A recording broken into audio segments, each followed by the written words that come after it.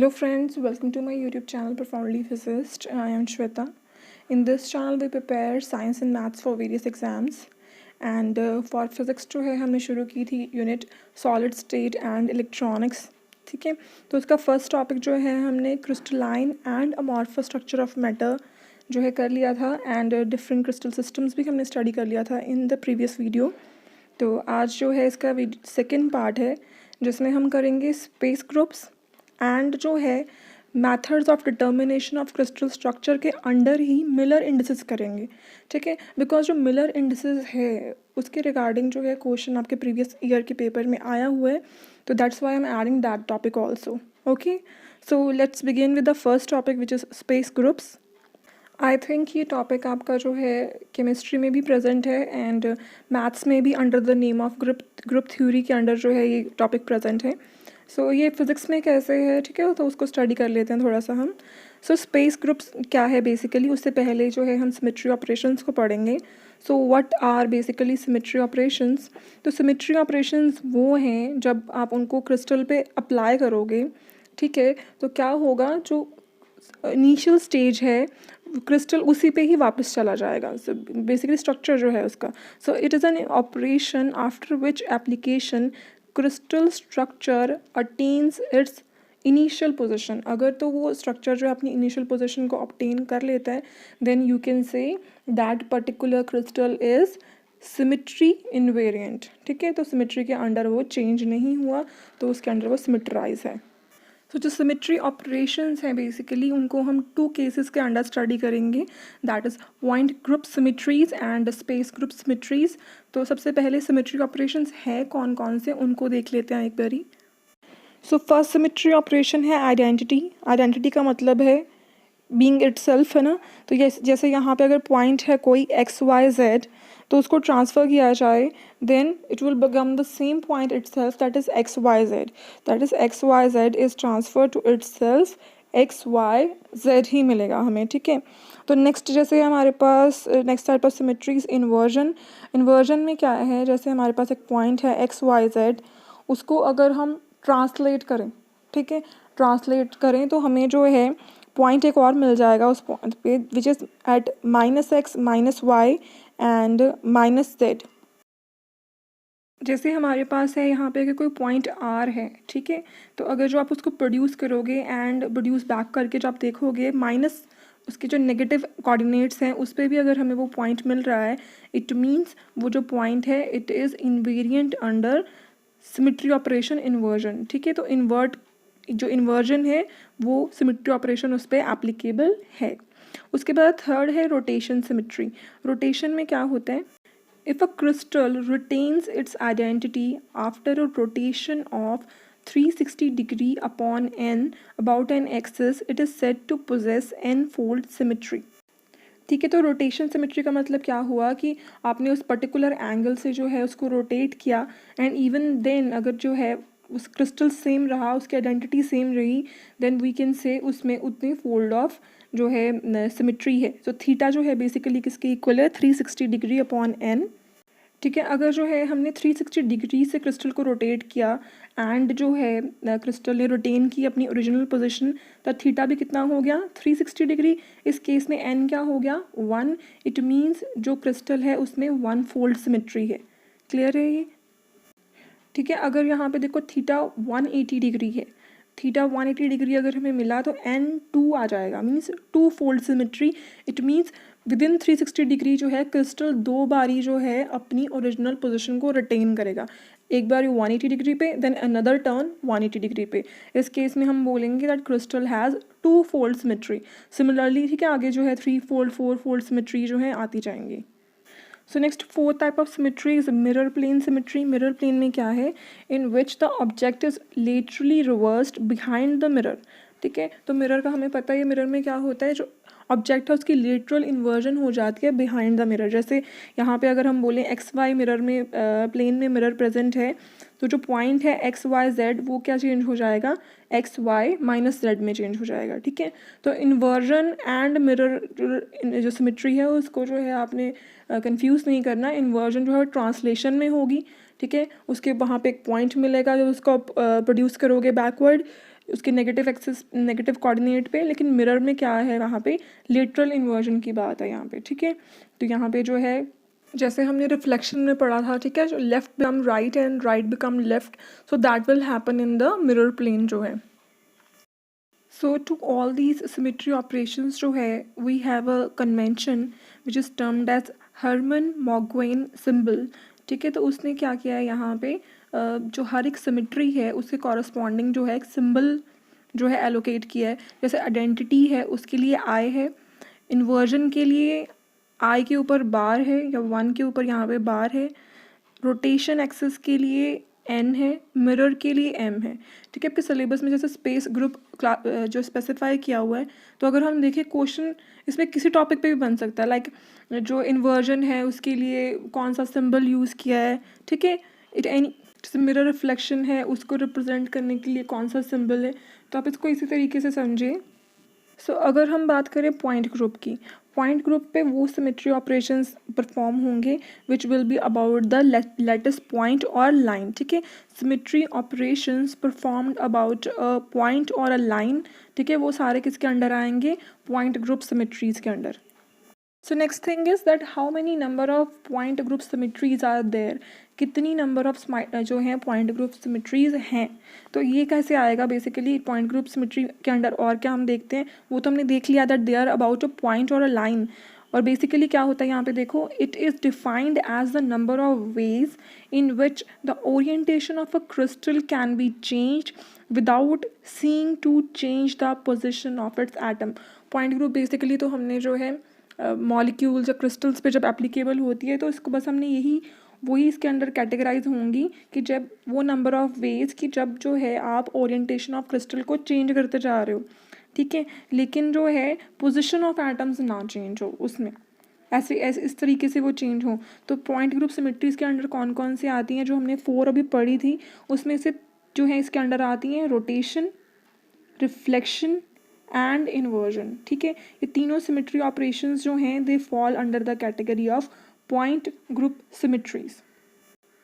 सो यहाँ पे जो है पॉसिबल कॉम्बिनेशन कितने हैं, 32। So there are 32 possible point group symmetries, ये भी आपको माइंड में रखना है।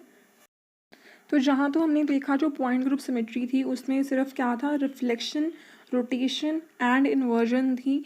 बट जब उन सब में जो है अलॉन्ग विद दैट जो है ट्रांसलेशन भी ऐड हो जाए, ठीक है, तब वो बन जाती हैं स्पेस ग्रुप सिमेट्री। जैसे it includes displacement of whole structure along crystallographic axis OX OY OZ, ठीक है। तो इसमें जो है डिस्प्लेसमेंट ऑफ होल स्ट्रक्चर होता है, तो इसलिए जो है स्पेस ग्रुप में क्या आ जाता है, ट्रांसलेशन भी ऐड हो जाती है। तो यू कैन से स्पेस ग्रुप क्या है, it is the combination of translation and point group symmetries, जो कि कौन कौन सी हैं, rotation, reflection and inversion. So 14 Bravais लेटिसेस, 7 जो क्रिस्टल सिस्टम हमने पढ़े थे in the last video, and जो ये सारी पॉइंट ग्रुप सिमेट्रीज हैं ये सब कॉम्बाइन करके जो है सिर्फ 230 जो है कॉम्बिनेशन बन पाते हैं विच डिफाइन द स्पेस ग्रुप, ठीक है। तो स्पेस ग्रुप में क्या क्या आ जाते हैं, 14 ब्रेवियस लेटिसेस आ जाते हैं, 7 crystal system and all these point group symmetries. And कितनी होती हैं space group symmetry, their number is 230। Actually this topic is very vast, ठीक है, बिकॉज ये 230 कॉम्बिनेशंस बन रहे हैं हमारे पास, इन सब की जो है काउंटिंग भी है, मीन्स इन सब के जो पर्टिकुलर आगे जो क्लासिफिकेशन है वो भी है इसमें, एंड साथ में जो है उसकी स्पेस ग्रुप नोटेशन क्या होगी वो भी है। But that is very vast, that is of MSc level. तो आई थॉट लाइक कि इसको यहीं तक ही वाइंड अप करना चाहिए, बिकॉज ये टॉपिक जो है BSc में तो मैंने देखा भी नहीं इन योर बुक, ठीक है, I got this in MSc book only. तो थोड़ा सा बस नोटेशन के रिगार्डिंग हल्का सा आपको आइडिया दे देती हूँ मैं कि क्या है। सो ये होते हैं स्पेस ग्रुप्स, जैसे ट्राईक्लिनिक के अंडर 2 हैं, P1 P-1, मोनोक्लिनिक के अंडर 13 हैं, ऑर्थोरोम्बिक में 59 हैं, टेट्रागोनल में 68 हैं, ठीक है। तो आप ज़रा इनमें सिंबल देखिए, आप देखोगे यहाँ पे P लिखा हुआ है कहीं पे, फर्स्ट सिंबल हर जगह P है या F है या A है, I है, C है, ठीक है, सिंबल को हम समझेंगे। सेकंड सिंबल आप देखो 1 2 3 कुछ लिखा हुआ है, थर्ड सिंबल पे M है, स्लैश सिंबल देखोगे नेगेटिव सिंबल है। तो इन सिंबल्स को बस मैं आपको समझा देती हूँ कि सिंबल्स का मीनिंग क्या है इनका। तो जब जो 14 ब्रेवियस लेटिसेस हमने पढ़े थे, 7 क्रिस्टल सिस्टम थे एंड पॉइंट ग्रुप सिमेट्रीज जो हैं, व्हेन दे ऑल कंबाइन तो हमें मिलती हैं स्पेस ग्रुप सिमेट्रीज। तो वो हमने देखा स्पेस ग्रुप में कैसे लिखा हुआ था उनको। तो फर्स्ट सिंबल जनरली आपने देखा होगा क्या था, PABCFIR, इनमें से ही कोई देखा आपने फर्स्ट सिंबल था। ठीक है, तो फर्स्ट सिंबल बताता है कि which type of Bravais lattice it is. ठीक है, तो अगर P लिखा हुआ है उसका मतलब है प्रिमिटिव, ABC में से कुछ लिखा हुआ है it means single phase centred, F है लिखा अगर तो ऑल फेस सेंटर्ड है इसका मतलब, I का मतलब है बॉडी सेंटर्ड, R का मतलब है rhombohedrally centred. As this topic is specified in your syllabus है ना, स्पेस ग्रुप लिखा हुआ है, तो इस तरीके से हो सकता है कि आपको कोई नोटेशन दे दी जाए एंड पूछा जाए इस सिंबल का मीनिंग क्या है, इसमें P का मतलब क्या है। ठीक है, तो आपको एटलीस्ट जो है उन सिंबल्स का मीनिंग पता होना चाहिए। इसको मेमोराइज करना तो 230 को इट विल बी डिफ़िकल्ट, और कैलकुलेट करना भी, बिकॉज उसमें थोड़ी हाई लेवल फिजिक्स लग जाएगी। तो सिंबल्स को आप समझ लीजिए बस। तो जनरली जैसे ही आपने देखा ब्रेवियस लेटर्स वाले सिंबल हटे, उसके बाद कुछ काउंटिंग आ गई, 1 2 3 4 6, इस तरीके से जो है counting I. It is representing rotational symmetry. ठीक है, कि ये जो पर्टिकुलर जो है स्पेस ग्रुप है, तो उसमें कौन से नंबर ऑफ सिमेट्री प्रेजेंट है, 1 फोल्ड 2 फोल्ड 3 फोल्ड। ठीक है, वो फोल्ड ऑफ सिमेट्री जो है उस नंबर के थ्रू लिखी गई है। उसके बाद आपने देखा होगा सिंबल M इज़ देयर। तो M का मतलब यहाँ पे यही है दैट उस पर्टिकुलर स्पेस ग्रुप में मिरर प्लेन सिमेट्री है। ठीक है, mirror plane symmetry is there, इसलिए जो है वहाँ पे M सिंबल प्रेजेंट है। तो नेक्स्ट जो है आपने सिंबल्स में देखा होगा स्लैश साइन है कहीं पे, स्लैश M जनरली लिखा हुआ है, तो स्लैश M का मतलब है कि that is perpendicular to mirror plane. ठीक है, उस पर्टिकुलरली जो है नोटेशन जो हर्मन मैगुएन जो नोटेशन है उसके अंडर बस उन्होंने स्पेस ग्रुप को एक तरीके से लिखा हुआ है। ठीक है, कि उसमें जो है कौन सा लेटिस है, कौन सी रोटेशन सिमेट्री कितने ऑर्डर की है, मिरर प्लेन सिमेट्री है कि नहीं, इन्वर्जन है कि नहीं, परपेंडिकुलर है। जैसे जहाँ पे भी नेगेटिव साइन आया तो आपको पता चल जाएगा कि उसमें इन्वर्जन सिमेट्री भी प्रेजेंट है। क्लियर है ये? तो इस तरीके से जो है that is just a way to represent space group. उसकी जो है हमने लेटिस और उसमें टाइप्स ऑफ सिमेट्रीज कौन सी प्रेजेंट हैं वो कंबाइन करके नोटेशन लिखी गई है। एंड आई होप आपको जो है कुछ आइडिया हो गया होगा कि क्या मीनिंग बना उसका। सो नेक्स्ट टॉपिक है मिलर इंडिसेस। मिलर इंडिसेस में क्या होता है, basically they are use to specify directions and planes in lattices और इन क्रिस्टल्स। ठीक है, तो मिलर इंडिसेस को यूज़ किया जाता है डायरेक्शंस एंड प्लेन्स को स्पेसिफाई करने के लिए। और इसमें जो है मिलर इंडिसेस में 3 जो हैं सिंबल्स से किया जाता है, विच आर HKL। इसमें जो है आप मेन ब्रैकेट्स को समझिए। ठीक है, जब स्क्वायर ब्रैकेट है HKL के अराउंड तो वो एक डायरेक्शन रिप्रेजेंट कर रही है। जब यहाँ पे जो है ये जो नेक्स्ट है जो सेट फॉर्म में जो ब्रैकेट है उसको जो हम जब इस फॉर्म में HKL लिखे होंगे तो इसको हम कहेंगे family of equivalent directions represent कर रही है ये वाली ब्रैकेट। ठीक है, जब कॉमन ब्रैकेट है पैरेंथेसिस वाली तो उसमें जो है they are representing this is representing a plane, और जब कर्ली ब्रैकेट है then it is representing a family of planes. तो इन ब्रैकेट्स के ऊपर ही जो है आपके प्रीवियस ईयर के पेपर में क्वेश्चन आया हुआ है। That is the crystallographic notation UVW represents. तो UVW जब इस ब्रैकेट में लिखे हों, सेट फॉर्म की जो ब्रैकेट है उसमें लिखे हों तो उसको जो है वो क्या रिप्रेजेंट करते हैं। सो हैव जस्ट स्टार्टेड, इस केस में जो क्या रिप्रेजेंटेशन होती है उनकी, plane, equivalent planes, a direction और equivalent directions. So we know they represent equivalent directions here because in this form of bracket क्या representation होती है, equivalent directions represent होती हैं। ठीक है, तो करेक्ट ऑप्शन होगी इसकी ऑप्शन डी। तो आप इस क्वेश्चन से ये भी समझ पाएंगे दैट आपको कितने माइन्यूट लेवल पे जो है चीज़ों को अंडरस्टैंड करने की ज़रूरत है, बिकॉज क्वेश्चंस जो हैं from a very single small point पे भी बन रहे हैं। Okay, so how to calculate Miller indices, हम ये भी स्टडी कर लेते हैं कि कैलकुलेट कैसे करते हैं मिलर इंडिसेस को। जैसे मैंने यहाँ पे एग्जांपल ली है प्लेन की। ठीक है, तो यहाँ पे जो है सबसे पहले हमने क्या किया, प्लेन के इंटरसेप्ट्स को जो है उनको कैलकुलेट करना है। फर्स्ट स्टेप जो है मिलर इंडिसेस फाइंड आउट करने का is to identify the plane intercepts. तो आप x को देखो, यहाँ पे x जो है उसका 3a है इंटरसेप्ट, y का 2b है एंड जेड का 2 सी है। उसके बाद जैसे ही आपको इंटरसेप्ट्स मिल जाएं, सेकंड स्टेप है express as a multiples of a b c, तो वो क्या बन जाएगा 3 2 2। उसके बाद थर्ड स्टेप है उनका अपने रेसिप्रोकल ले लेना है एंड दे विल बिकम 1/3 1/2 1/2। उसके बाद फोर्थ स्टेप है रिड्यूस देम टू इंटीजर्स। ठीक है, इंटीजर्स जो है मैं आपको देखिए यहाँ पे इनका 6 बन रहा है, तो 6 से आपने सबको मल्टीप्लाई कर देना है एंड यू विल गेट 2 3 3